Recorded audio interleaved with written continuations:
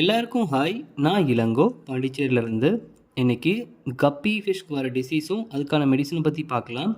நீங்கள் வீடியோவில் பார்க்குற ஃபிஷ் பார்த்தீங்கன்னா பின்பக்கமாக பார்த்தீங்கன்னா சின்ன சின்ன புழுக்கள் நீட்டிகிட்டு இருக்கிற மாதிரி தெரியும். ஸோ அந்த வார்ம்ஸ் பேர் தான் கமாலினிஸ் வார்ம்ஸ். இந்த டிசீஸ் காமனாக எல்லா அக்வாரியம் ஃபிஷ்ஷஸ்க்கும் வர்ற டிசீஸ் தான். இதை நம்ம ஃபென்பெண்டசோல்னு சொல்லிட்டு ஒரு டேப்லெட் வச்சு ட்ரீட் பண்ணி ரெக்கவர் பண்ணலாம். நான் உங்களுக்கு அது பேர் வந்து ஸ்க்ரீனில் போட்டிருக்கேன், வேணுங்க ரெஃபர் பண்ணிக்கோங்க. ஸோ அதை என்ன பண்ணணுன்னா, அந்த டேப்லெட்டை தண்ணியில் கரைச்சிட்டு அதில் மீன் சாப்பிட்ற ஃபுட்டு அதுலேயே கொஞ்சமாக கலந்து மீனுக்கு ஃபீட் பண்ணணும். அதே போல் அந்த டேப்லெட்டை தண்ணியில் கலக்கி நீங்கள் அக்வாரியம்லேயும் கொஞ்சமாக ஊற்றிடுங்க, டேங்க்லேயும் கொஞ்சம் ஊற்றி விடுங்க.